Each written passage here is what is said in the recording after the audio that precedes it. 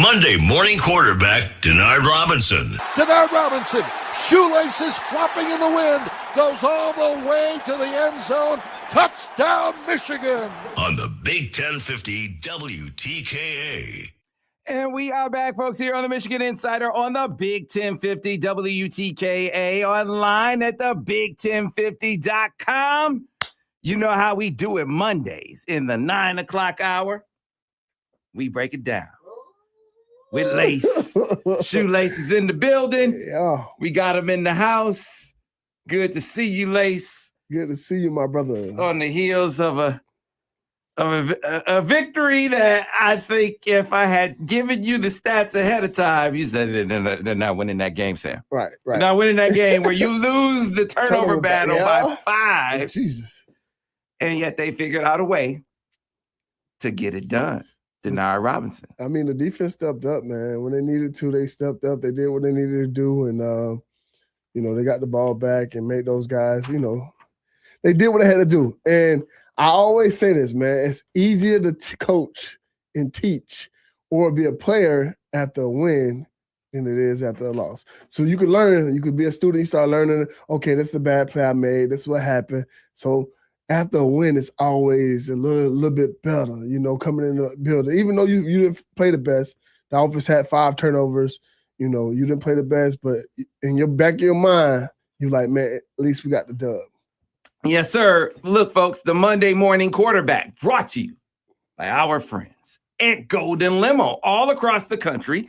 Michigan rides on Golden, and you can too, from Detroit to Ann Arbor and beyond. Join the teams, businesses, and communities that trust Golden for safe, professional transportation. Visit goldenlimo.com to book your ride now. So, Lace, there's some things that we knew. Right? Yeah. We knew that they wanted to work the passing game based on how things had looked before the bye. They need to work that. That needs to be better. We knew you could RPO Northwestern. Yeah. We said that RPOs are going to work against this team. Michigan was not an RPO team last year. Right. Even they last year Had RPO Northwestern, right? So that was going to work. Were they going to be able to get Bryce back on track with RPOs like he was prior to the last 2 games before the bye? Boy, did they ever get him back. Before that last interception, he was rolling. He was rolling. RPOs. I mean, the first 55 plays, he was doing this thing. I mean, RPO was having success. I think it was like they averaged like almost 10 yards a RPO and 9.7 yards a rush on the RPO. You know what I'm saying? So they had 7.1 yards on RPO. Like if you averaging that on the RPO, you have your way. That's a good feeling to have your way, So when you think about that type of stuff, like you like, okay, we're having success. And sometimes when you have a success like that, you find yourself thinking you can keep, going to the well and keep going to the well. And you play against other scholarship athletes, so you get baited into going to the well when you shouldn't go to the well. Yeah, man. Hey, so you could dance around. Let's have a conversation. Yeah, man. It was he was on point. Oh yeah, I think 20 RPOs. The one that they took off the touchdown, they took off the board. Right. Was an RPO. Like he was reading it Perfect. So well. Yep. And then you mix in a number of dropbacks that they had in this game. Clearly, they said we're gonna throw this rock, and for the most part, up until play 56, like you said, the balance that they had throwing and passing, was pretty good. Yes. We hey, shout out to Andrew Marsh, man. We got us one. We got us one. I think this kid has a bright future. He has a bright future ahead of himself. I mean, you see it. You've been saying it all year, so I gotta take my hat off to you because you have been talking about him for the longest. And I'm talking about before the beginning of the season. You like Andrew Marsh gonna come? He's coming. And I mean, when this dude came and he's making a splash for the team. He's been that guy that we can rely on outside. And even though we still got McCullough, he's still the guy. But Marsh is starting to find his way. Yeah, man. I mean, he had a heck of a game. Yeah, he did. He was big time. And that 3rd and 10, I think he's the only receiver on the roster that's going to make that catch. Right. Lace. Yeah. I mean, he's just different like that. Yeah. And we can get to that play a little bit later, but kind of the setup is how well he was rolling. Like laying out the 20 RPOs in the game. Let's take the interception away for a second to really just illustrate how well he was dialed in on that play, reading it correctly. Right. And then you get into it where the first interception. So, man, you got to think about it. He had 19 RPOs, right? 10 of them runs went for 7.1 yards.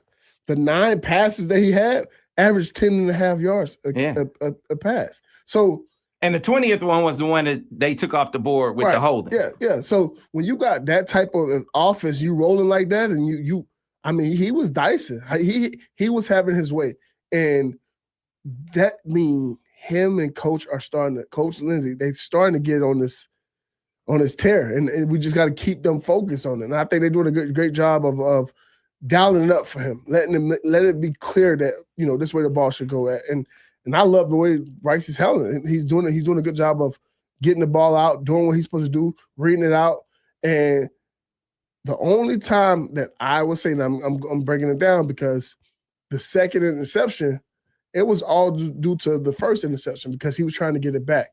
And as players, sometimes we get into this especially as quarterback, you're like, I got to get it back. I got to go show him that, but you got to understand, you got to learn how to take what the defense give you. And if you watch the play, his read is a safety. If the safety come downhill and come in the box to make a play on the run, then you take it and throw it. And I think he was looking at it. He see him just come down just a little bit, and he poked it and came out of it too quick.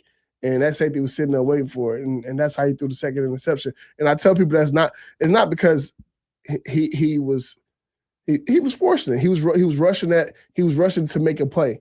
And sometimes that's what happened as a quarterback. We rush to make a play because we just made a bad play. But then when you do that, you end up making another bad play. And sometimes you got to get out your own head and play the ball. So I'm not a quarterback, obviously. Yeah, right. So I'm just guessing. Right. So it was a duo kick.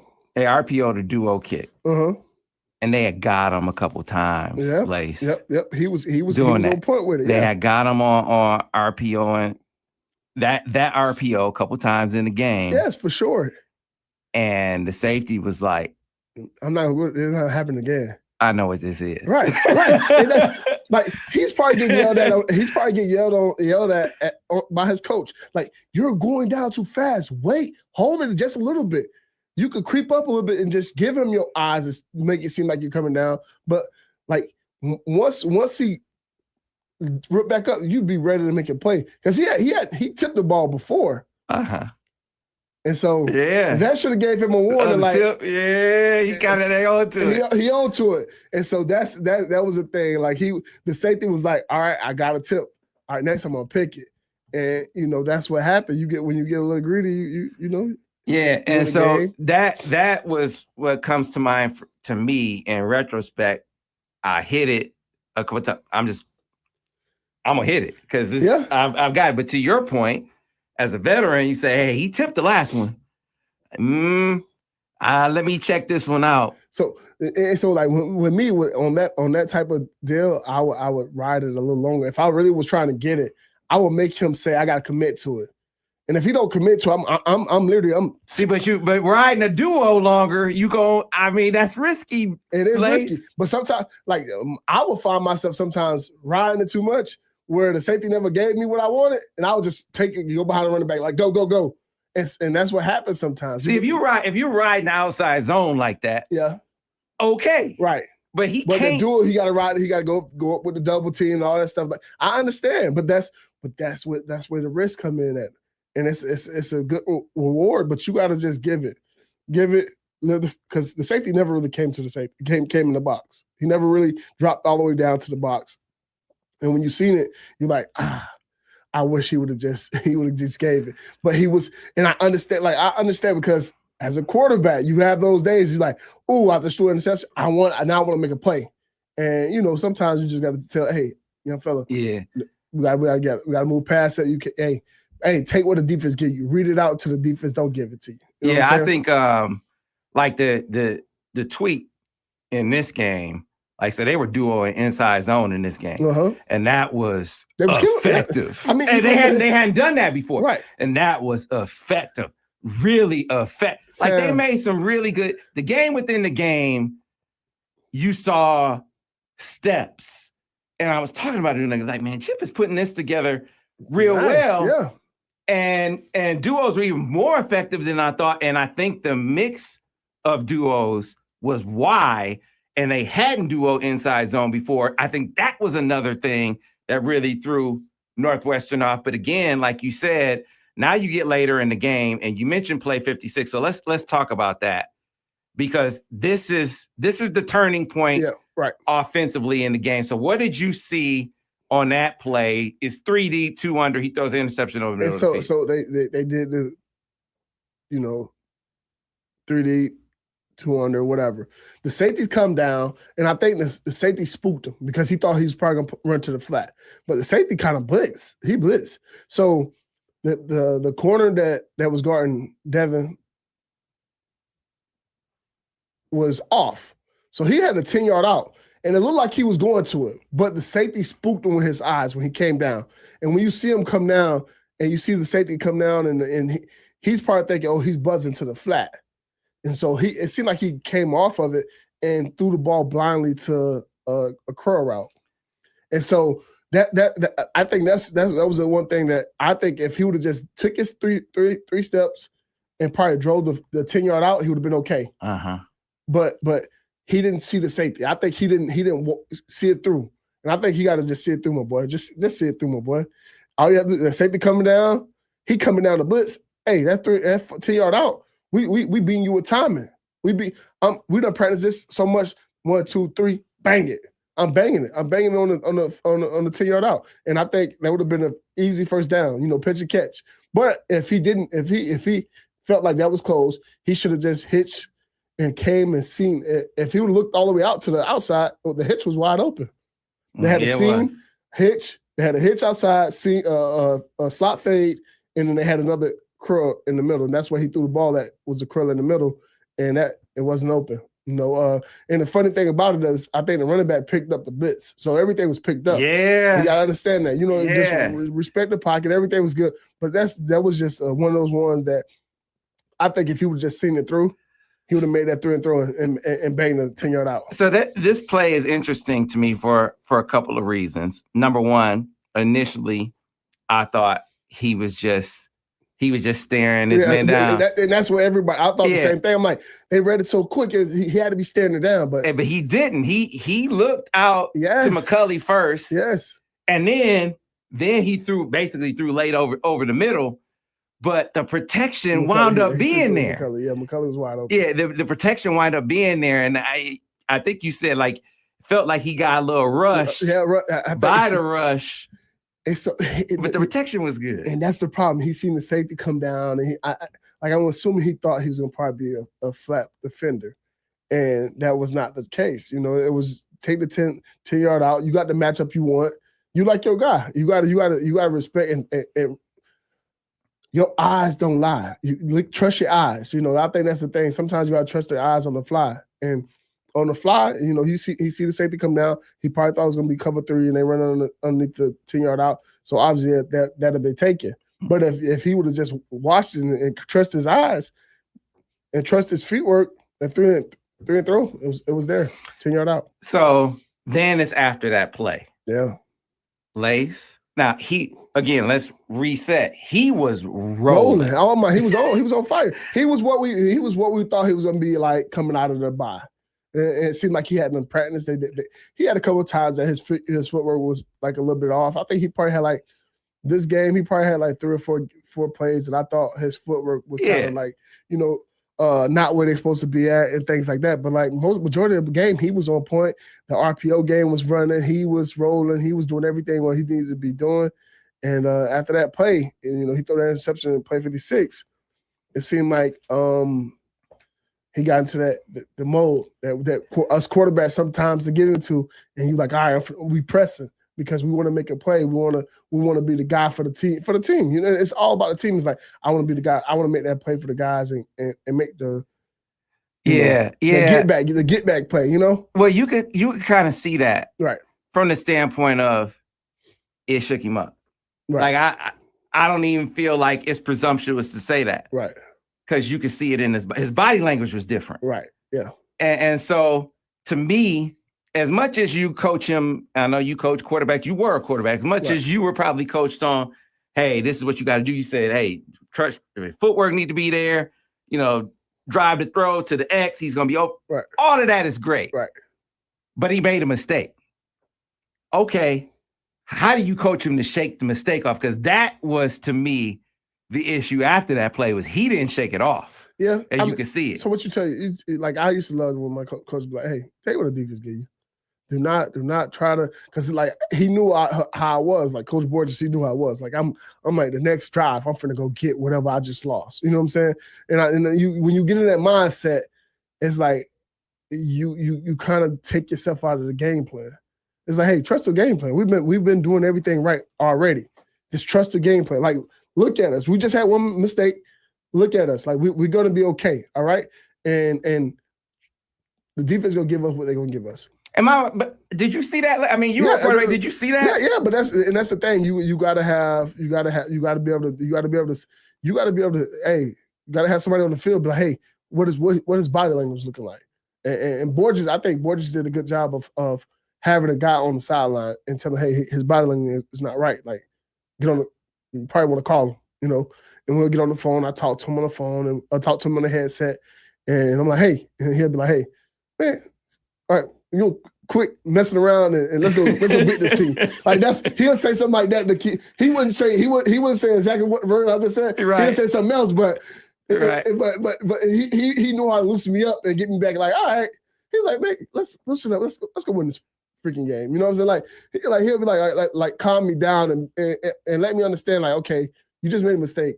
Let's go win the game. They can't mess with us. Mm-hmm. You know what I'm saying? I think that's the biggest thing. So, in that moment, he probably needed somebody to get on the headphones and say something to him like that. Yeah, I imagine there probably were some things said. Hey, we need you and all that. For sure. Yeah, to me, as much as they coach him on, this is my thought process after the game.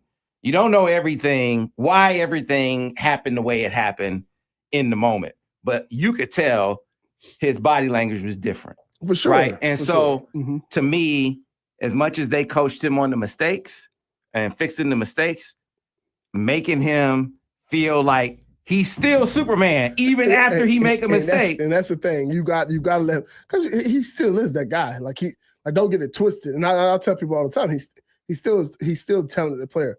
When you make mistakes, you got to understand it's just a mistake. Like, all right, on to the next. Let's keep going, because it's gonna happen.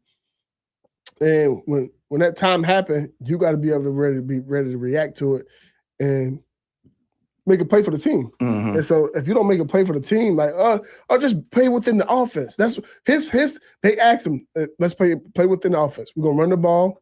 They ran the ball 6 times, and they was doing well. And then I think, like I said, you get in that habit of like, I want to make that play. I want to make a play. I want to make a play. And I think that's what happened. That's how he ended up throwing the second interception. Was just by trying to make the play.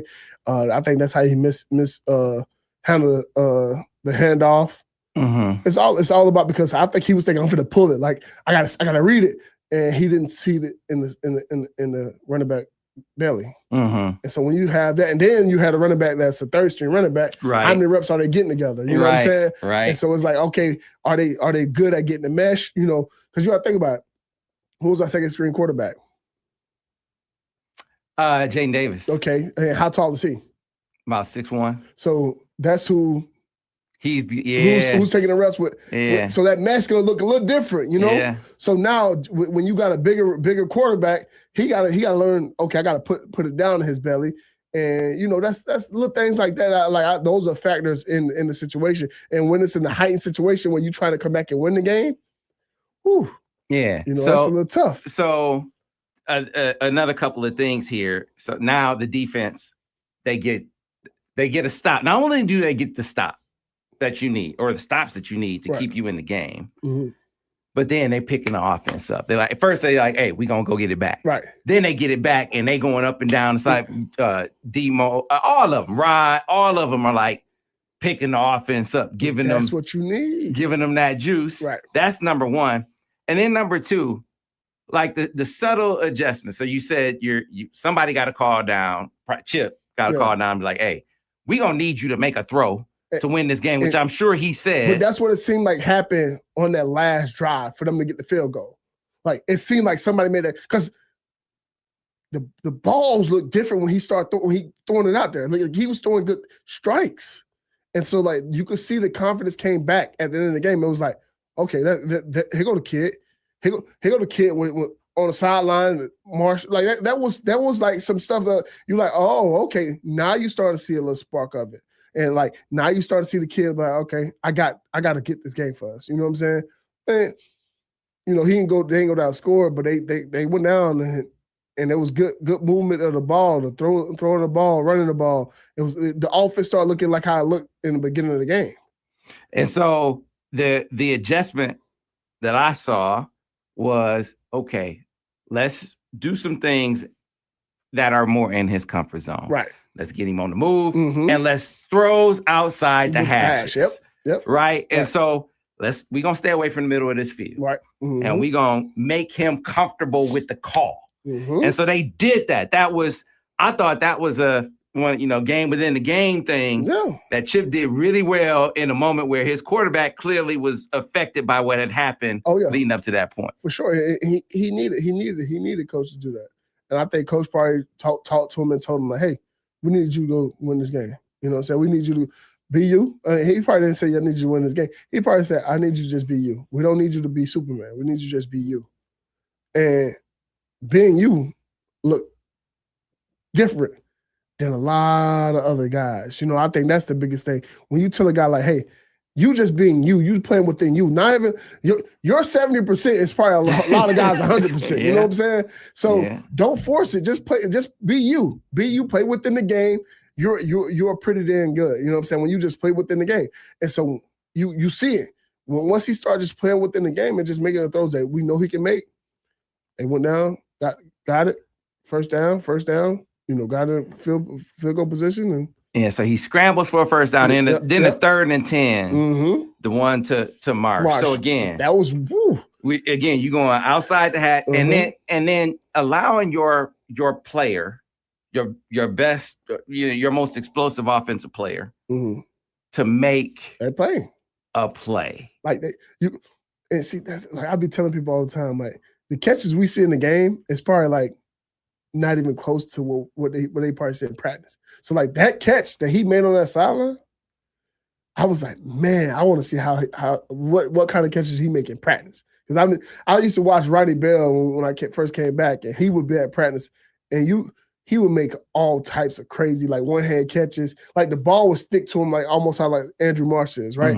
And so when I see him make the tough catches on Saturday, I'm like, oh, that was cool. But I see him make like crazier catches in practice. Him and Roman Wilson always make crazy catches, but like watching Andrew Marsh, like you see him do those catches in the game, you're like, I wonder what he's doing in practice that people like they be like, but it's like I see him make that these kind of catches all the time, and it'd be so cool to see. Like now it's like, okay, Bryce got to understand, just give your guy a chance.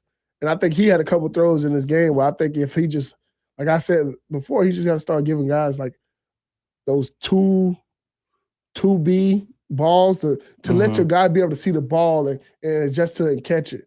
I think a lot of those throws sometimes, and when he misses it, is because he's not giving his guys a chance to run underneath it or get a chance to see the ball because he got an arm and that ball zip out.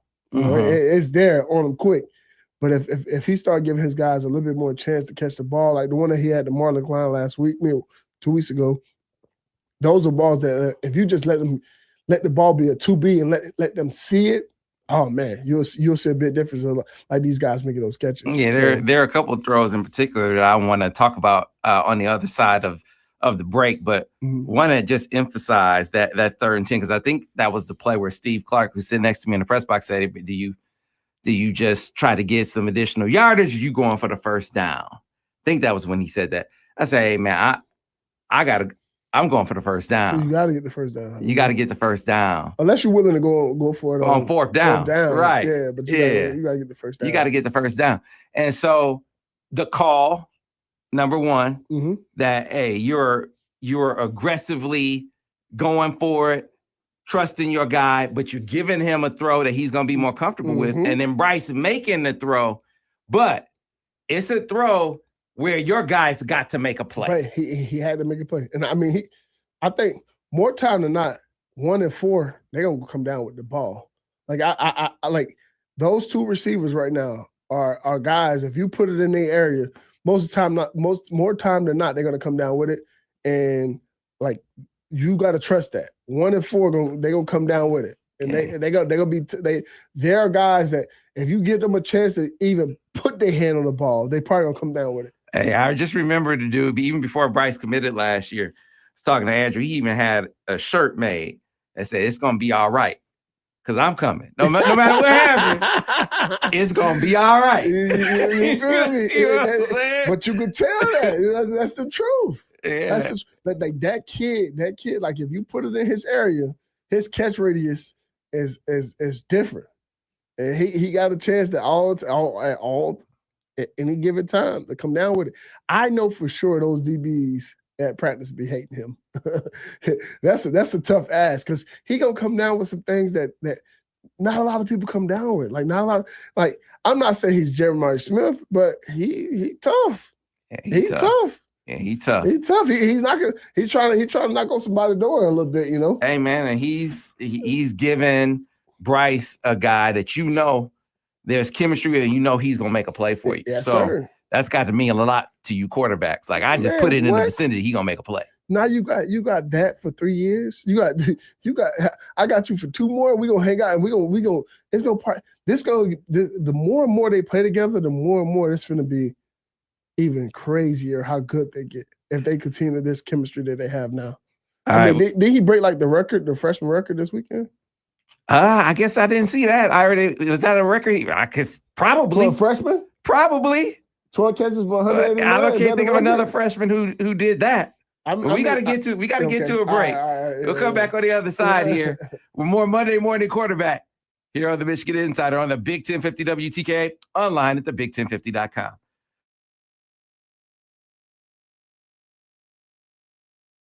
I think he broke the record. 12 catches, 189. Clear radio. Yeah, I don't think there's any other freshman receiver. Like I ran into Dave Terrell this weekend. I don't think Dave Terrell put up any numbers like that as a freshman. I know Tree put up some good numbers, but I don't know if it was his freshman year. And Braylon didn't play a whole lot his freshman year. Mm-hmm. I think he played early in his freshman year, and then later in his freshman year, he didn't play as much. It was really Braylon's breakout really came his sophomore year. Uh-huh. So did Braylon stay 4 years or he stayed 3? Yes, Braylon was a 4-year guy, man. I did a sign with him last week. Yeah. Braylon's 4-year guy. Okay. So did we find anything, Ira? Yeah, I think that had to be a freshman. Yeah, it's the people saying it was a freshman record. Yeah. It was a freshman record. So the opportunity for this to be the most important game of the season for him is there because Lace, this is the first time he threw the ball over 30 times in the game. And I was just going to say that, like, we threw the ball. He threw the ball 30-some times, and that was the first time this whole season. That's kind of crazy, don't you think? You know, and that's kind of whew. So here are the superlatives. Marsh is the first Michigan freshman receiver to record multiple 100-yard receiving games in a single season since Roundtree in 2009 when he was a redshirt freshman. See? And Marsh's 12 catches and 189 yards are single-game records among Michigan freshmen since at least 1979. And come on, before 1979. They weren't throwing the ball. They weren't throwing the ball. Right. So, yeah, man. Yeah. Told you, man. That's what I'm talking about. Bang on the table and say, I told you, Andrew Moss, baby. Sam, I got one more for you. His 189 yards in the game is tied for the 6th most receiving yards in a game in Michigan history and the most since another guy we saw on Saturday, J.U. Chesson, had 207 on 10 catches in 2015. Whew. So I think Jerry McGowan has the record, right? Against Indiana. He got the most receiving yards. Gallon has the record. Yep, him and Devin. That's the game Devin broke my record. I called him. I said, Devin, good job. He was like, you ain't mad I broke your record? I'm like, no, dude. I'm happy that you did that, man. And you was my roommate. Like, what?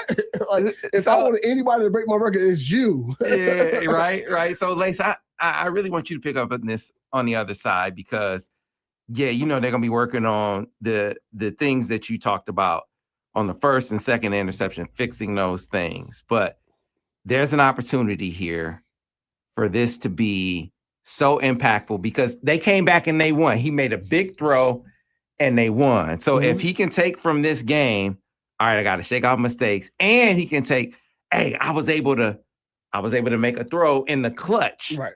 What that could mean for him and what that could mean for the offense feels like it could be huge. You just don't know which way it's going to go. You hope it's going to go a certain way, but you don't know for sure. I mean, when you think about it was good for him to rebound because I feel like he had 2 times that it didn't rebound. Mm-hmm. You know, he threw an interception. You know, the handoff, but then he rebound, and I think that was the best thing for him to have to make that throw, to have to get them down in clutch, to make a couple runs, to be the one of the guys that played a role in that last drive to get that field goal off. So that was good for him. And I think that's the coaching point. You say, like, hey, you was knocked down a couple of times, baby. You got back up. You dust yourself off and you got back up and made the play. Like you made the plays that we need you to make. Stand by, guys. Back in about 15 seconds.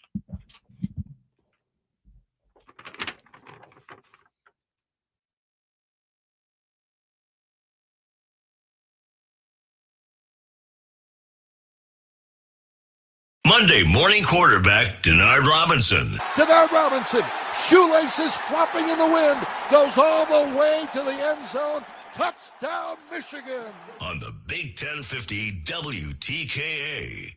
And we are back, folks, here on the Michigan Insider on the Big 1050 WTKA, online at the big1050.com, talking to Monday morning quarterback Denard Robinson. The Wolverines overcame 5 turnovers, survived a big time scare down at Wrigley to push their record to 8-2. And this could be that, that turning point right for Bryce in the season. You threw the ball 37 times, you were rolling, you got knocked down, you got back up. And so coming into this next game against Maryland, it's going to be huge. And I want to get to one of the things that I wonder from a quarterback perspective, what you think. But before we do that, I want to remind you that the Monday morning quarterback is brought to you by our friends at Golden Limousine International. Golden Limousine International is the go-to for travel in the Midwest, premium vehicles and professional chauffeurs. Golden sets the standard for safety and style. Michigan rides on Golden, and you can too. Visit goldenlimo.com. Go ahead and ride like Michigan rides. Lace. And so, you have an opportunity to build on this experience. He was freaked out throwing over the middle. Yeah. I feel like you almost got to throw him back in right back in the deep, because there's no future. Like we said, they probably called down and said, you're going to have to make a throw. Well, there's no future where you aren't throwing over the middle. Yeah. Like, so let's early in that game. Let's attack right over the middle of this field, man. For sure, man. I mean, you don't know if you can swim if you ain't in the water, right? So he had to jump out there in that water. He got in there, and I'm glad. Like, this is his first time throwing the ball over 30 times. Mm-hmm. Like, and man, if you looked at the game before that first interception, he looked perfect. He looked like, I didn't say he wasn't perfect, but he looked like what we thought he was going to start becoming, And then he had 2 or 3 drives after the first interception. He had another interception across the middle. Then he had the the fumble with the handoff. But what I loved about it was when it was time for the game was on the line. I'm pretty sure Coach Lindsey talked to him and said, "Hey, let's get back on this. Go make these throws that you normally make." And he got on it and did what he's supposed to do. So now moving forward, and I think this is the thing for him is you get to get back up. He got back up, dusted himself off, and he reacted how he needed to react. And that's what I loved about this game was he had to go through adverse times to get to win this game. This is the first time they had to come. I'm pretty sure this is the first time they had to come back to win a game, right? Mhm. In the last couple of minutes. And so for them to win, that's a learning point right there. That's hey, we learn how to come back from behind and win the game. I mean, obviously it was never out of too far going from the game, but that's a learning point for this young team that we have here. And for those two, it's funny because two freshmen showed up big in the last 2 minutes. Man. So when y'all hear Sam banging on the desk about Andrew Marsh, man, understand he's been saying it all year. So trust me, I'm pretty sure he was in the booth party screaming when Andrew Marsh made that catch. Oh man, I can't scream in the box, but I was thinking I told you. I told you. I told you. But it's important for that too. You saw your guy really make a catch. He has great chemistry with Andrew. There's no question about it. You said something last week during the bye. You were like, hey, chemistry with these guys. You got to get out. You got to throw. You got to get so many reps. Yep. Just you and that guy. And it feels like he has that with Andrew. Yeah. Now, you were talking about some throws that were missed. So there was the one down the sideline. This brings in a super chatter real quick, who Joe Zabo says, it seems like McCulley keeps running the sideline routes too tight to the sideline. Bryce rarely has room to get it to him as a converted wide receiver. Do you think his route running has been an issue? And is that why he went from wide receiver 1 to wide receiver 2? It felt like to me on both of those plays, there was one down the sideline where it was high. Right. And then there was another one down the field where he underthrew him. Yep. And so it just, I don't know that I'm looking at the receiver as much on those plays. No. It just feels like what you were talking about.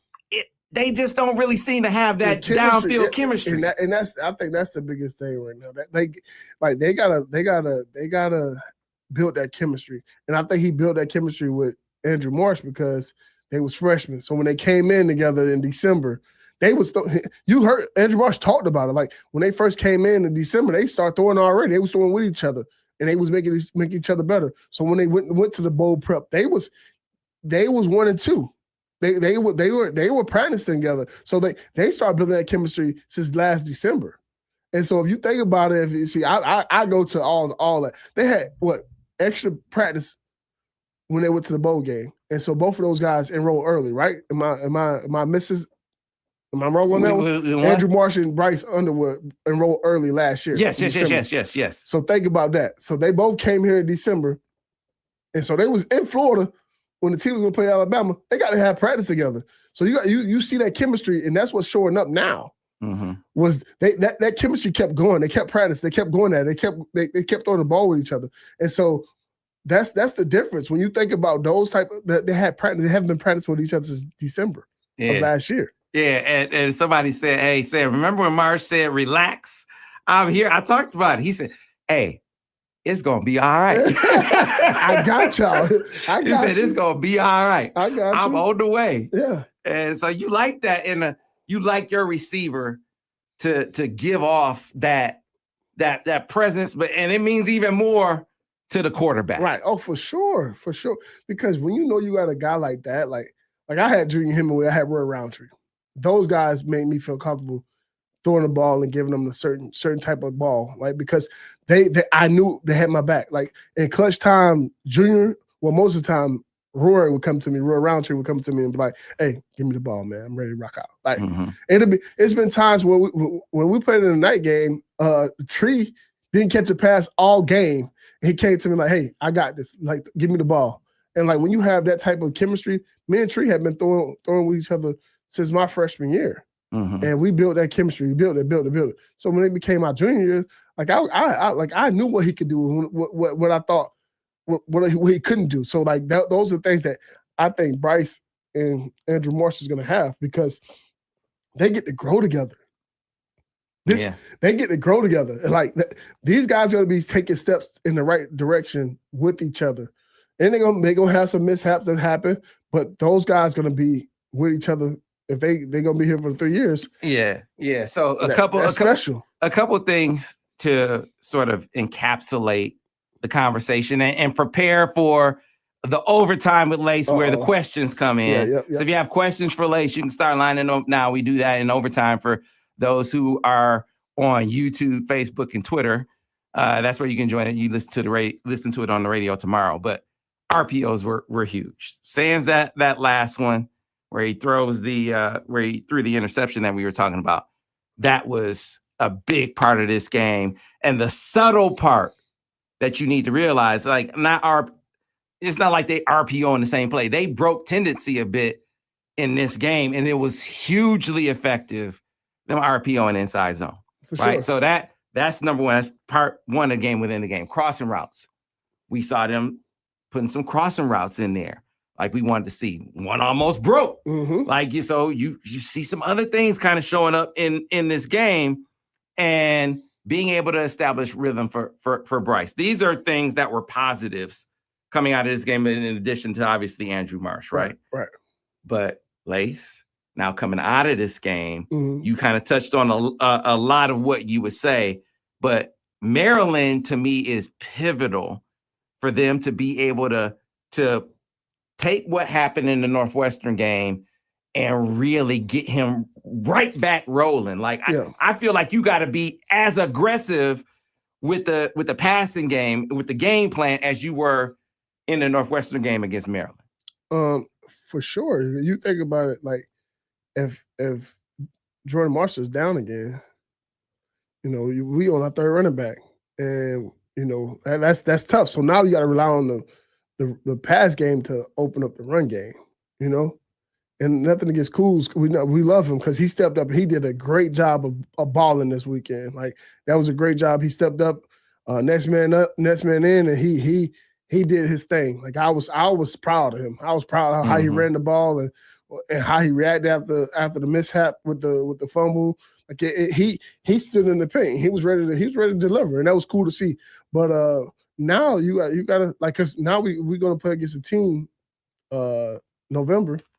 The last week in November, that's gonna be, you're gonna have to pass the ball against them.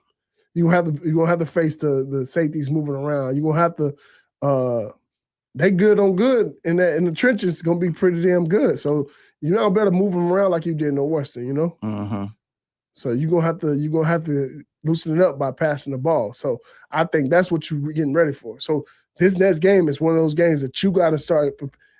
Even though you prepare for Maryland, this is a step for you to be ready for that team. Yeah, man. Yeah, he's his opportunity game in a couple of ways. I think show him that as much as I felt like in the game, it's like, man, protection's kind of suspect. Protection was better than I thought it was. Protection wasn't that bad. The O-line is like, they up for the best O-line award for a reason, man. You got to think about that. Like they almost, if both running backs stay healthy, you're probably gonna have two guys rushing for 1,000 yards this season. If they both stay healthy, if they both finish this season out, then you had two rushers for 1,000 yards. Yeah. And so to me, showing them that, like on that first interception, hey, bro, your protection actually held up. So the running back went to the right guy. The running back went to the safety that came down the blitz. Everything was protected up. Like he just got to use his feet and scan and go back, because he never, if you watch the throw, he never got his feet around to the target. It was like he just one arm and just like, obviously got a strong arm. He just threw it. I think if he would have just got his whole body around and went through his progression, he would have got to the outside hitch outside. Yeah, and it was open. Yeah. And then the very last one, like you said, if he can get the timing down with McCulley. Oh, but man, and I was talking to Dave Terrell about this, so I got to shout it out to him, because he was like, he was looking specifically at the last RPO that was intercepted. Right. It's RPO, so you aren't gonna sluggo RPO, but still, you feel like exactly. Yeah. You feel like that's gonna be there. You know, if you gonna throw it, and I say this: if you gonna throw that, you got to see that safety and throw it in the next window. You got to throw it to the next window because that safety he never moved. If you really gonna do that, you got to throw it in the next window because let your guy get behind him and throw it behind him. Because now you have a chance. But if you don't let him, that guy was there. He was there the whole time. And I think, that happened because he was trying to make a play. Like, yeah, man. I know how I feel because I done been in that situation, man, where you trying to make a play and you end up on the side of the wall and they picking it off and going another way. So that's just how it goes sometimes, man. You get out there trying to make a play and you get your head caught in the cookie jar. Yeah. Did you ever have a game where you didn't play great, but you made plays in the clutch and you were like, still was able to get it done? You ever have a game like that? The night game. People don't talk about how many turnovers I had that game. And I love the fact that they don't. But if you go look at the turnovers I had that game, it wasn't pretty. It wasn't pretty. I was just watching the highlights. It wasn't pretty. I threw a couple of bad interceptions too. Like some ones that I'm like, what? Like I threw a screen to Vincent Smith, and that thing went high as could be. And then I threw a fade to Jerry McGowan. I think it could have been a PI, but it was one of the ones that I was like, I'm gonna put it up in the air. Let my guy. I know he could do a good job adjusting to the ball, and he just didn't happen. So like it's play. You have plays, man. It's gonna happen. And but Lace, you had a game where you had led the team down the field in the clutch and won it. So you had an experience like that already. Right. You know what I'm saying? This is the first time for Bryce where even though you played poorly, like you didn't play poorly against Notre Dame down there, but still, you were down late in that game. You had to bring Michigan back. Right. He just had a game on the road that he didn't even play. He played well for a good portion. Then it dipped, but he had to bring them back. And that's we could live off that, we could coach off that because guess what? We won the game. And it's easier to coach after a win than it is a loss. It's even easier to listen as a player. It's easier to listen because we won the game. I'm in good spirits still, because we won. Even though I'm looking in the mirror and reflecting like, man, I should have threw that. I should have trusted the 10-yard. I should have trusted. I should just gave it. There's no reason for me to pull that one. Yeah. All right, well, that's going to do it for us here on the radio, folks. Still going to do overtime with Denard. So you have questions for Denard, line them up. Folks on the radio, you'll be able to listen to that tomorrow. Thanks again for listening to the Monday Morning Quarterback here on the Michigan Insider on the Big 1050 WTKA, online at thebig1050.com.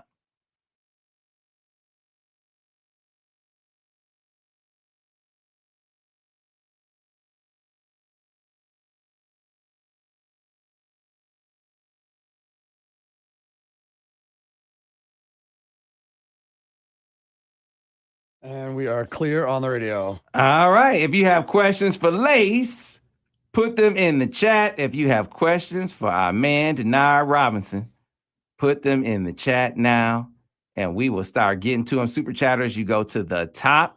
As always, we appreciate you. And what do you think about the receiver play?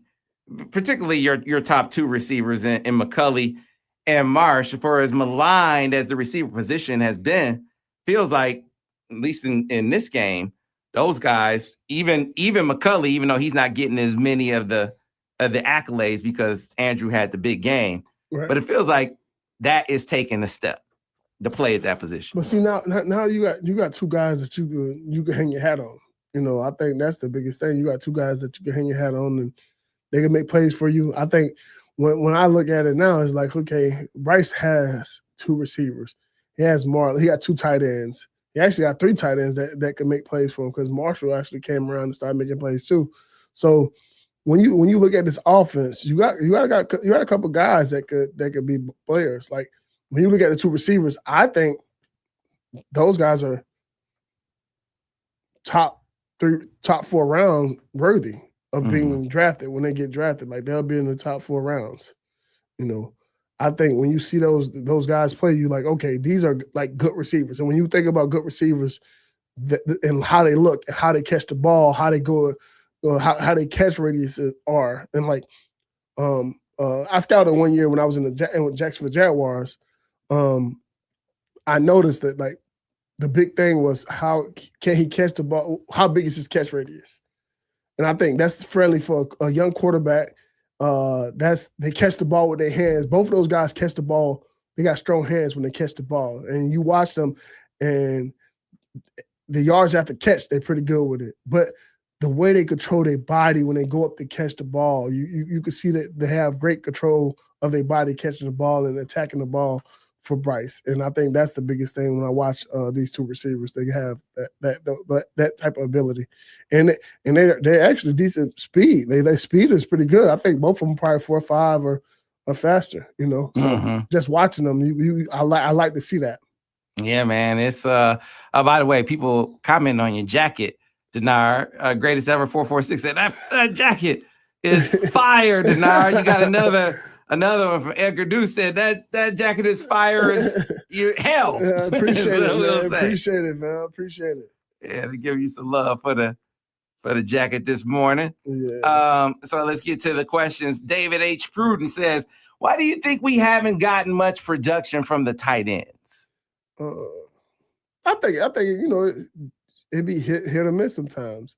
And I think, sometimes the game plans call for the receivers to make plays. Sometimes it take for the tight ends. Like we'd have had, Zach Marshall went for how many yards one game, You'd have had Marlon go for a certain amount of yards. So it's about balance and being able to say, okay, somebody gotta have a better game. So sometimes it'd be the receiver, sometimes you lean on the running back, sometimes you lean on the tight end. So that, one thing about the game, it always goes up and down with some guys, So the RPOs might be to the tight ends one game, the RPOs might be to the receivers one game. So you got to look at those type of things. Like that's what happened today. I mean, this past game, it was like the RPOs went to the receivers this game.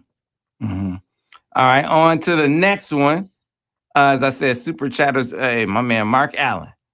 Yeah, Mark. Up in Flint. Got to give you some love, Flint. Mark. That's my man. That's my man. Mark, what's happening, baby? Yeah. I'll come through with the super chat. Appreciate that. Scott Henry wants to know, does Michigan have a quarterback coach on the sideline to help Bryce with the mental pieces with the OC in the box? We've talked about this before. How did it work with you with Borges up there? Chip has Synagoga on the sideline. So how did it work with you? Yeah. So like how we had Roy Manning was one of my guys that he was on the sideline with us my junior year, and he did a good job of looking in my eyes to see if I was right or what type of focus I had on. And I think he'll be able to relate it to Coach Borges. Was like, hey man, he locked in, he ready to go. Hey, give him the ball. Like I think he would tell Coach this. Me personally, because me and him will have conversations, and he'll be like, okay. That's what we own. All right. And I'd be like, yeah, we own that today. Like, he'll get a feel from me. I think that's the biggest thing. When you got to have somebody be able to look him in his eyes to see where he at. But you got to spend enough time with him to know where he's at. Because like me and Roy, I used to be in there watching film with him all the time. So we would be going back and forth. Sometimes he challenged me, I challenge him, and we'll have that relationship where we would try to better each other, iron sharp iron, And he when you have that, so I'm pretty sure him, Josh, and Bryce is always, really up with each other watching film and things like that. Well, now Chip got to be able to call down and be like, hey, Josh, what you seeing? Do he look confident? Like, what is going on? Like, and Josh got to be able to be around and just kind of like listen to the chatter that's going on the sideline and see how is he talking to the team? Like, what's the reaction on the team? Like, you got to like you listen, like you look at all that stuff. Like, you don't got to be all up like all in his face, but you got to be close enough to be like, okay, hey, he's not feeling this, coach. He's not in the mood. Like, hey, we got to pick him up. We got to lift him up. Hey, we got to let me. Hey, let's talk to the running back coach. Hey, have Hayes Jordan Marsh go talk to him right quick, or have Bell. Hey, Coach Bell, can you have McCullough go talk to him right quick? Like, those are the things that you could start having happen because that's going to give him confidence. Sometimes it could be Josh. Hey Josh, let's go. Hey, come on, man, Bryce. Hey, you the best in the game. Like, nobody's better than you.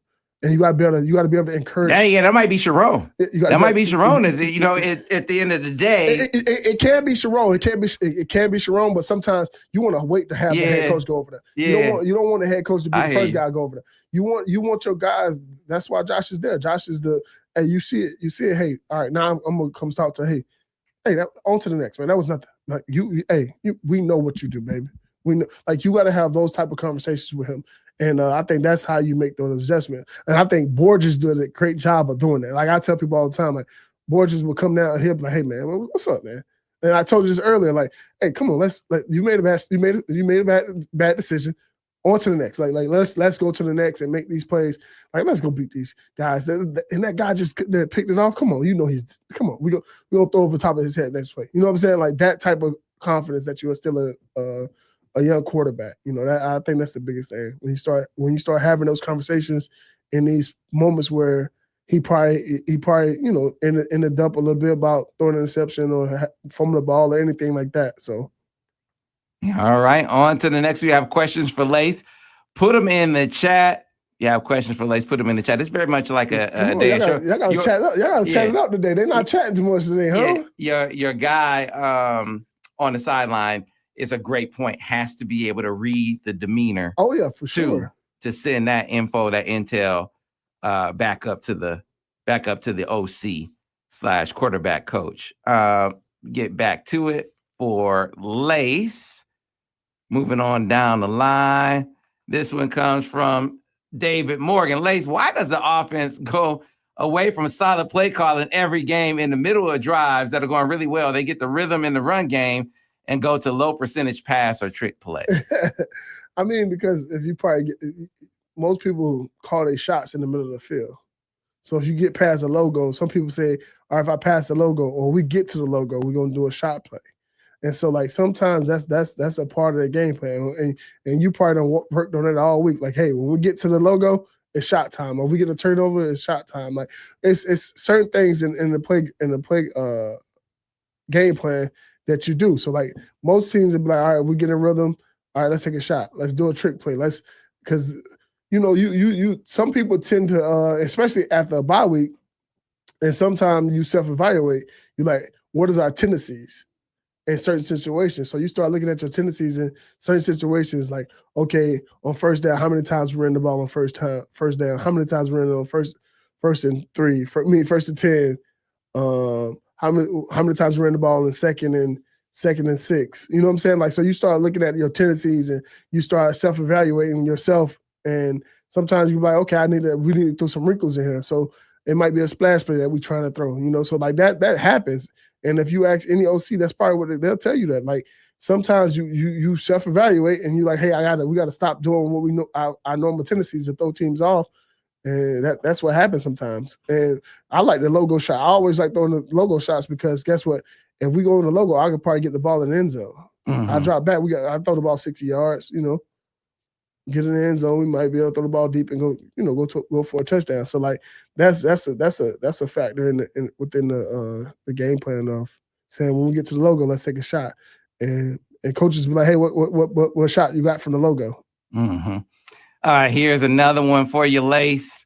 This one comes from Sex Desk One. The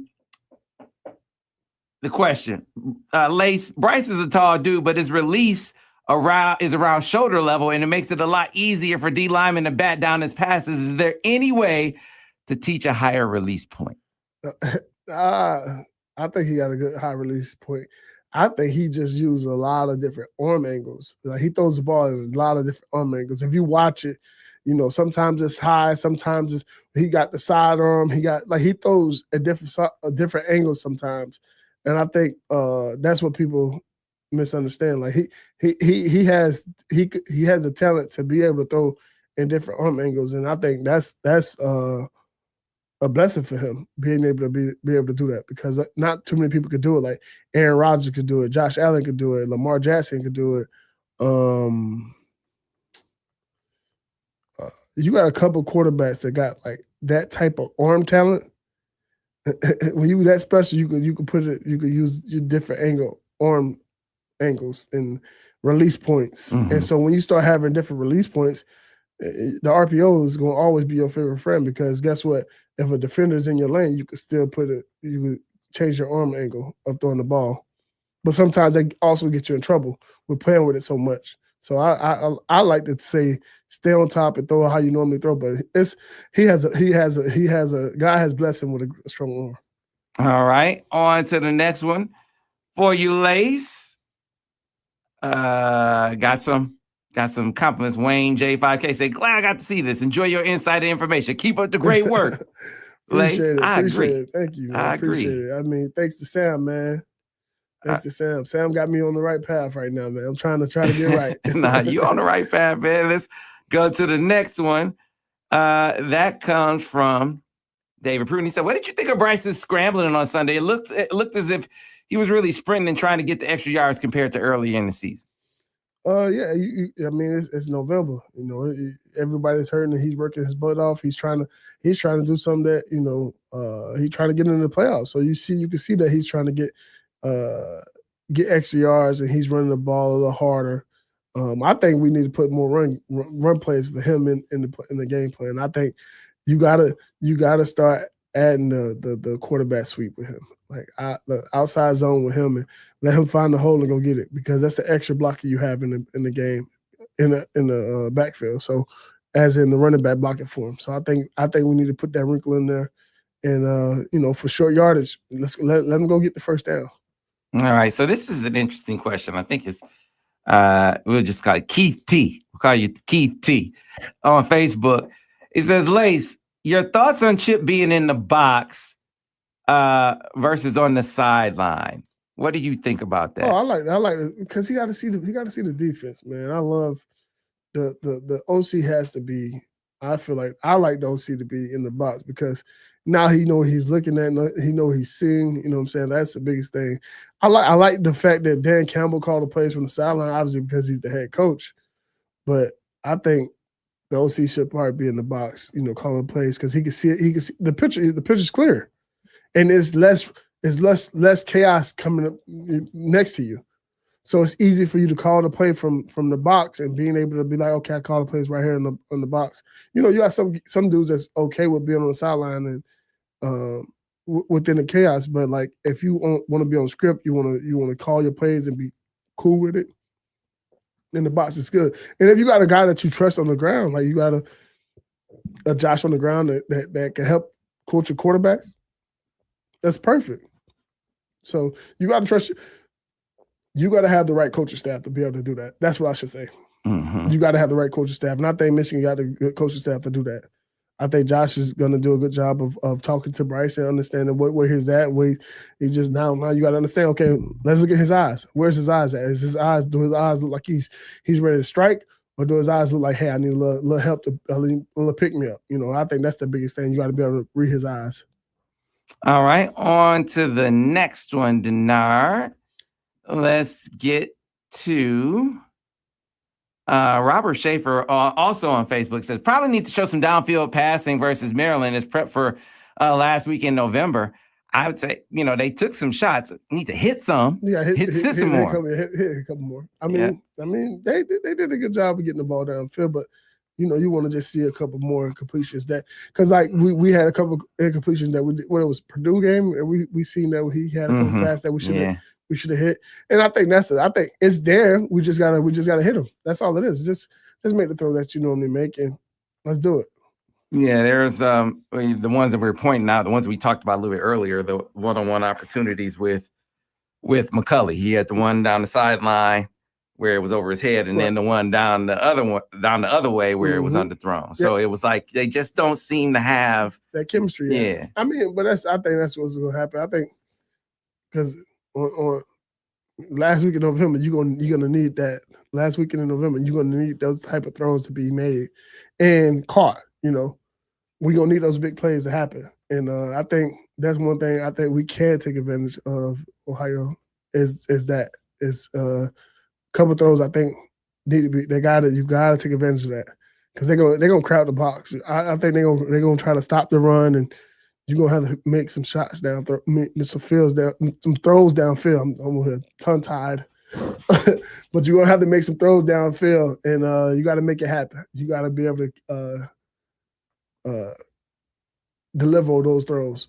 You got to make them pay. You have to make them pay. I think that's the biggest thing. When I watch us, it's time for us to start making teams pay for the throws downfield. Like we need at least a 50-yard touchdown this week.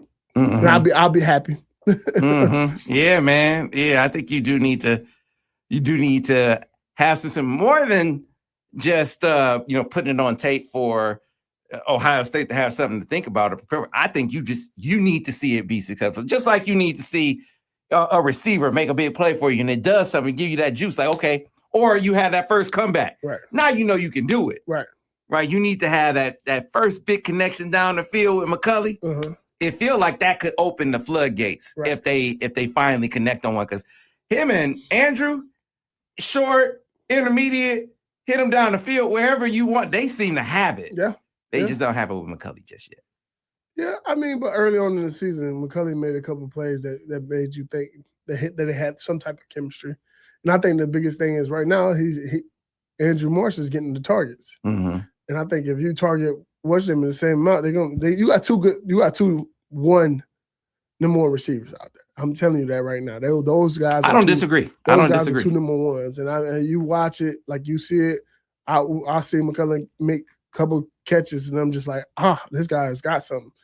And from what I heard, when I was talking to people that was in the building, it was like, hey, this dude catch radius is crazy. Like he is catching it on the finish draped on him. That's what type of guy he is. So I think we just got to give him a chance to see the ball. Yeah. And I think that would be the biggest thing. Give him a chance to see it and react to it. I think you'll start seeing him come down with it. Yeah, I think you just nailed it. Give him a chance. Give him a shot. Give him a chance, man. And like you got that faith in Junior, that faith in Roy. Hey, I'm gonna put it up because my guy better than your guy. Oh yeah, for sure. And I think that's what we're gonna have to see a couple of those within that Ohio State game. You're gonna have to see a couple of those like faith. Hey, my guy gonna make a play for me. All right. This one comes for Harlequin 245. Says Lace, not saying we need to remove this, but curious if you're a fan of the play action as a QB, or did you prefer just dropping back into the reads? Man, I love the play action, dude. Right. I love the play action. Right. And I'll tell, like, you gotta think about it. What do we do well? Run the ball. What do we do? So guess what? Your best friend is gonna be the play action as a quarterback. Like, if you think for once just drop it back is gonna be better than the play action when you're a running team, you're crazy, man. You're crazy. Like, if you're a good running team, the play action, the next best thing is the play action. Like, that's just what it is. You like look at Derrick Henry, Baltimore, and with Lamar and Derrick Henry. When he pokes the ball, everybody's coming down, and he get to bang it all the time off the safety being triggered because they got to help in the run fit. Like, when you get a chance to do things like that, that's the best. That's your best friend. Like, look at the Eagles. Like, when you got a running back there, think about the right down the street. I don't even know why I didn't say that.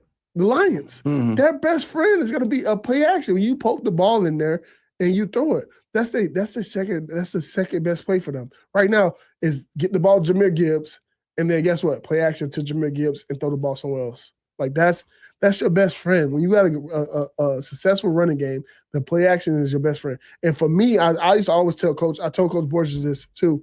I said, when y'all came in, and I started doing the play action, and I would turn my back to the defense, and I fake the ball to Fitzgerald Toussaint. Once my feet got on point, when I could just get there and get to the top of the pocket and step up and throw the ball, I knew where I was going with it because guess what? The safeties and the linebackers had to respect the fact that I was putting it in Fitzgerald Toussaint belly. And that made them come up, and it made my read a little easier because guess what? The safeties had to come down to make a play. And so that's the best thing. That's going to be Bryce's best friend right now is the play action because of that reason. When you got the safeties triggering that hard, because guess what? The run game is making 5 yards a carry because the safety's not getting in the box in time. That's your best friend after the run game. Yeah. So here's an interesting one. This again gets into the game within the game. Okay. All right. Because we were talking about look at how we told you RPOs were going to be effective. They were. And then they had some nuance within their RPO game and their RPO inside zone. It was part of why it was so effective. So there was a reverse in this game. Oh, man. That was blown up. And people are like, man, what's going on? It was too predictable, so on and so forth. And so RGS mentality said, it is concerning that the reverse play was sniffed out quick. It's been almost a handful of times teams fully diagnosed our screens before they ever had a chance. Happened to Haynes before the injury. So this was, I don't think, a case of them diagnosing it at all. I think this was a case. Sometimes their guy, sometimes their play caller calls the right play at the right time. And I think that was one of those times where Northwestern, their guy, how my guy better than your guy on the field? He dialed up the perfect call. Yeah, he did. No, they stole the signals. I'm sorry, they stole our signals. they got a CS over there bro. In Northwestern. I'm calling foul on that too. Because look, man, they had played cover for like 40 times in that game. Yeah, man. And on top of that, Bryce, do you see him cut? Like, so he tried to get him to shoulder because they blitzed on the play. They didn't diagnose anything. No, he called a blitz. Play. Yeah. It was a blitz on the play, and Bryce clapped to try to get him to show it. So they didn't show it. They held it pretty well. And then they came on it, and if they had run the defense they ran the majority of the game, that was a perfect play call. But it was a perfect play call. That's why you play the game of football, man. You got like a guy that coach took a risk and said, "I'm gonna just try to blow this play up. Whatever play they call it, let's try to blow it up." And they players did that. That's what happened. Like we called some great plays in that game. That was successful. You seen how we ran the ball. Obviously, that was great play calling. They had a play call on the play that we had reverse call, and they called it. They dialed it up at the perfect time. Yeah, I mean, unless they knew our signal, but we haven't ran a reverse. We haven't did that play all season. So, man, come on, like that was just a good play call for them, man. Like that coach over there get paid too, man. he get paid some big bucks too, you know? Oh, man. That play would have hit. He was perfect play calling, man. I think that would have hit because they were bluffing the end on that play. And I think it would have hit, but they were coming off the edge. And so they blew up off the edge. It was bad. I was like, whoa. I was like, they didn't diagnose anything. I couldn't even say like, dang, that was a bad play call. Because I'm like, oh, that was a great defensive play call. Like you called it in the right time. It was right timing. Perfect timing. Yep. Let's go to the next one. This one comes from Patrick. T1M says, Denard, seems like Bryce has made a big step forward getting first downs with his legs. Seems like that could be important in the next 2 games. And how big was that field goal from Zavada for his confidence? That was big for Bryce and Zavada. Like that last drive was big for both of those guys because now Zavada knew the coach got confidence in him, and Bryce knew the coach got confidence in him. For them to let him throw the ball, and then they call the kicker like, "Hey, let's go win this game for us." Like they put everything on him to win the game. So I think that is saying, "Hey, I got faith in my guys," and I think that's a big step for Sharon to do that. That was a great job for him to be able to have confidence in his quarterback to make throws. And it was great to have the kicker gain his confidence back about making a field goal and being good. And I think you look at the field goals, like the one looked like it was good, and then it just like kind of faded out. But that's how life goes. So now you build on that. Like for Bryce and Zavada, they have a chance to see that their team still have confidence in them, and that is big for this team. That's big for the Michigan Wolverines. All right, on to the next one. Talking about that Notre Dame game. CJ Mike 1024 said, Denard, you were still electric in that game. I don't care what anyone says. Lace was a threat every time he had the ball in his hands. I still want to know what that ND guy, what that Notre Dame guy said to you after that long touchdown. I don't think I can say it on air, man. Oh yeah, he was talking some big boy stuff, man. So it was funny to see, like, I think he had a little skirt on and he was talking trash to me. I'm like, how you? Dude, you can't be talking to me with a skirt on, dog. You're a grown man with a skirt on. You certainly can't be talking. Man, you got touchdown Jesus right there. Yeah, like Jesus looking down at us. You ran towards touchdown Jesus. Like, what you doing, man? He had a plaid skirt on. Stop playing, let me stop playing. I'm like, all right, on to the next one. This one comes from Lama Bryant, who says, Denard, Bryce showed real growth this game. If you were his QB coach, what would you point out in film study regarding the last interception? Kind of touched on it a bit. Seems like it was just his inexperience. Give me some ideas on what you would point out to him in film study again. But see, so what I would tell him is, hey, we got to take what the defense gives you. That's the biggest thing. Like, the biggest thing I would tell him is take what the defense gives you. Do not try to get that big game back again. Like, it's gonna happen in the game. Just let the timing of the game be that. Because if he gives it, now he enticed the safety to come down. And I think he should have just gave it until that safety came all the way down and crashed down and then threw it right behind his head. But I think that was the biggest thing for him, is just saying, hey, take what the defense give you. We know you're gonna make a play in this game. Don't try to force it. Be you. Play within the game, baby. That's all. Yep. So here's an interesting one, Lace, that we haven't talked about. And it has to do with, this one comes from Twitter. Our first question from X, I should say. From Dakota Kid. A little concerned with sticking Marsh back on punt returns with Samaj struggles. Don't want to risk another injury. First of all, hey, listen, you got to give another guy a shot returning punts. I mean, that's what happens when we were talking about it when there were the drops in the pass game. You got to give other guys opportunities. With that costly turnover, you had to give another guy a shot. Andrew is that next guy up. Mm-hmm. Desmond Howard returned punts. Yeah. Charles Woodson returned punts. Yeah, your best players return punts. They like, you put your best players in position to be successful. Like, that's just the best guys with the ball in their hands. But I first of all, I don't think so much from the, like, I thought he got the ball back. I think they call the what's name too quick, because he came out of the power with the football. Yeah, so I don't know what they were. That was one of the wacky situations I ever seen, because she came in, like, the referee came in quick and, like, pointed. It was no Western ball quick. If you watch the game, like, I watched the game and I watched the film, and the ball came out.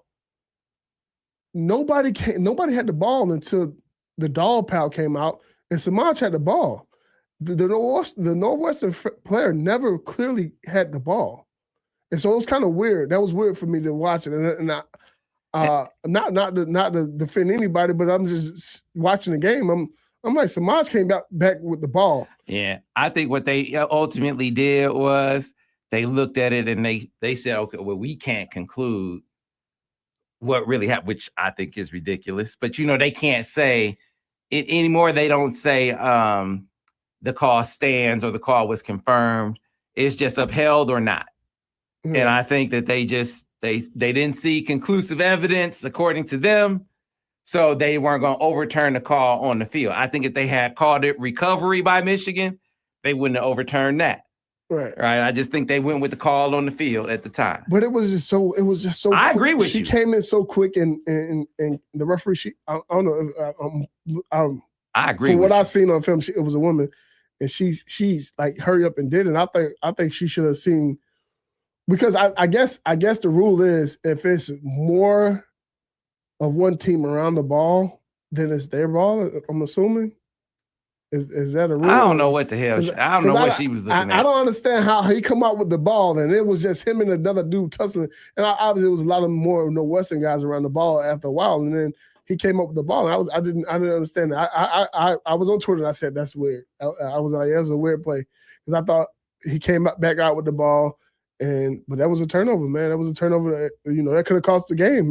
So that changed, the dynamic of the game, and we'll see. But yeah, like what you were saying is, you put Marsh back there, you put Marsh back there. Like you put your best players on punt return, kick return, like because guess what? They can make a dynamic play. Like Charles Woodson, if you think about this, Charles Woodson and Desmond Howard poses came on what? Came after what? Yeah. So like, do you want to stop that from happening again? Like, come on, huh? Come on. Like, see, I know my Michigan history, so like people don't be thinking I be knowing, but like those two plays came and that pose happened because of what? What position was they playing? Where were they at on the field? Like I could still remember. It's funny because this is a story that I think I told the story a couple of times, but not on this type of platform. But I can remember me getting a call from Charles Woodson, and I told this to Charles Woodson already. I said, "Man, you're the reason I came to Michigan." But the details of why I came to Michigan. So it had to be like 2008, and NCAA 2008 had just came out, and they played highlights in the background of the game. It would be playing on the background, and I'm watching it, and Charles Woodson highlights come up, and he got his hands on the hip, and I can see like he got the look in his eyes like I got to make a play. Got his hands on his hip, and the punt comes, and he catches it, he take it, and he goes. I get a call from Charles Woodson, and I'm watching that highlight on NCAA 2008. I'm watching that highlight, right? I'm watching this on the clip, and he's on the phone with me. Yeah, man. And I said, that's destiny. Like that's I'm supposed to be here. I'm supposed to. Yeah, I'm going to University of Michigan. Like I'm on the phone with a guy that I admire. I always admire. When he played at Michigan, when he played at Oakland Raiders, when he played for the Green Bay Packers. Like even when I played against him when I was in the league, he was still playing in the league, and he was at Oakland, and I played against him. Like I was in awe when I was on the football field with him. So that's the reason I came here, because of him. And so you see things like that. Like you want to have those moments for our guys to call a recruit, and then be able to see him being a punt returner and making a play, probably striking the pose to win the Heisman. Come on, man. Come on. Yeah, and you know what? I think it's the right time because he's played. If you were worried about too much being on this play, because he's back there on kick returns, now he's playing a lot at receiver. Right. I mean, you've gotten him acclimated. So I feel like he can handle it now. Right. He's more equipped to handle another big responsibility. Right. So I don't think you can play. I don't think you could coach scared like that. No, you can't coach scared like that. And you can't play scared like that. Like that's the biggest thing. You cannot play. This is a game of football. You cannot play scared, and you can't coach scared. So like if you in the game of playing, if you playing ball at all, you coaching it or playing it, you cannot be scared about it. You got to be ready to go at it, and you got to have your guys go. Like I watch. It's funny because like if you watch Harbaugh coach and put all those dudes that we had on our team, they was all in special teams practicing, going hard, blocking, Blake Corum blocking, Mikey Sanders still. Like we had all those. You had Roman Wilson returning and going full speed trying to score a touchdown. Like those practices are the best practices because it's good on good, and they're sharpening each other. And I think that's how you play and that's how you coach. Like that's just how you got to do it. You got to play that way. And I think they still put Samaj back there. I think Samaj's still gonna be a good returner. Like he showed glimpses of being a good returner. Like we watched him in Purdue in the Big Ten championship. We watched him do that. We watched him, take a punt return before, damn near to the house. Yeah, I feel for him, man. And you can tell he's struggling mentally. There's been a lot of things said about him, which, you can have your criticisms. You just, you wish it wouldn't be so much venom to it from a lot of fans. Right. At the same time, you also understand that, listen, it's a bottom line business. Yeah. I mean, and so, you got to have you got to give another guy an opportunity Right. when there are mistakes being made. Yeah, and so I think that's what happened. Yeah, Coach on JB is a special team coach. I think he's gonna do a good job of handling what he need to handle, who he need to put at return. And I think he's done a good job of handling things the right way and putting guys in the right punt return and kick return and trying to make his guys make plays. I'm ready for one of those returns to pop and go for 6. So JB, shout out to you. Let's do your thing, baby. All right, on to the next one. Let's see. This one comes from, they all kind of came in at the same time.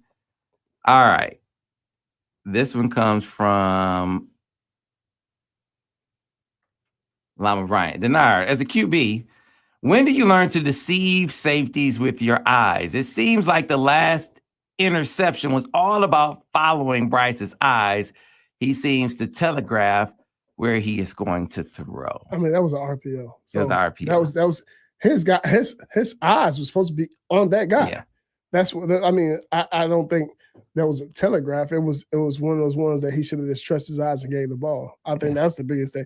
And if you're gonna throw it, you got to throw it in the next window. But when you run in a duel, you RPO off a duel. Now you have a problem because the guys are doubling to the next level. So now they're gonna be a little downfield.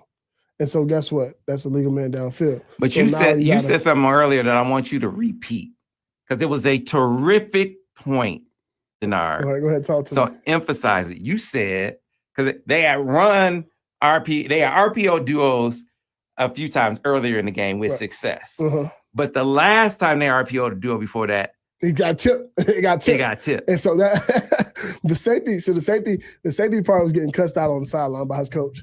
And the coach was like, hey, just hang on. And so the first time he tips it. And then the next time, like Bryce got to understand, like once I see him tip it, I gotta watch because he knows I'm reading him. So now you gotta make him, he gotta commit to it. So until he commits to it, you gotta give it. It's a give until he's all the way committed to stopping the run. And I think that kid never got committed on stopping that run after he got that tip. And so here's what I wonder. This is just me, I don't know this to be the case. Right. But you mentioned that he tipped it, maybe he kind of saw something. So they're RPO and a duo kick. And the kicker on the play was Samaj. And if I'm the defense, I'm like, I know this ain't just no straight duo at this point, right? Because I mean, if it's a straight duo, they ran a duo kick earlier in the game, and I told Steve, as he was sitting next to me, I looked at the formation, I saw who I said, this duo kick, because it was good one, duo kick. A mile away, right? Yeah. But personnel tell you what is that? At least it told me. Yeah.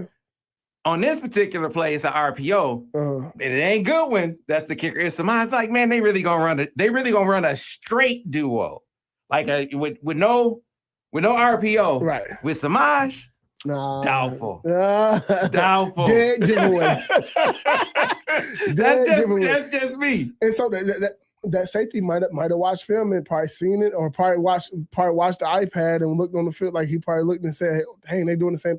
Hey, coach, they did it again. All right, I got to play now. I'm gonna make a play now, coach." Like, yeah, and I ain't coming down hard if he upped it. Nah, I know what's behind it. I know.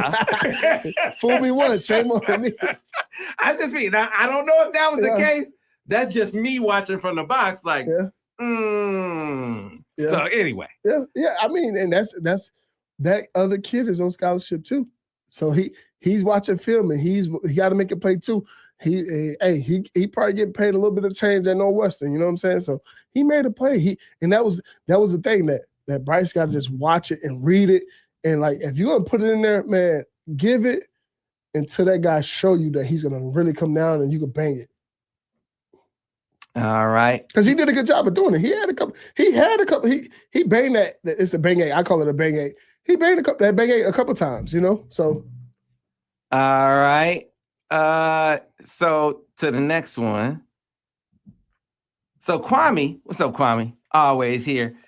He says, Denard, from your perspective, was the line better in pass pro in this Northwestern game? Yeah, I think the O-line has been doing better and better. You know, I think they've been doing. I think that is one group that has always got better throughout the season. Like I think these guys at first, I think it was a lot of missing matching, trying to figure out who's going to be the starting five. And now I think they're locked in and like, okay, these guys are going to be the five for the rest of the season.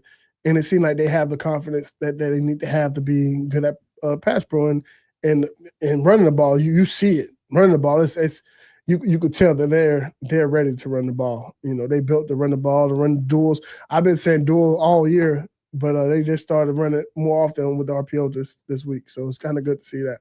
All right, we got to wrap it up, folks. So let's wrap it up like this, Denard, just with this is kind of a broad question, and they're thinking ahead to Ohio State, but you can apply it just to the rest of the season. Denard, what is the one piece of advice you give Bryce, assuming Matt Patricia is going to disguise coverages and blitzes? It's the best piece of advice you give him. Trust your eyes. Your eyes going to tell you everything you need to know. And it's only a certain amount of defense they can run.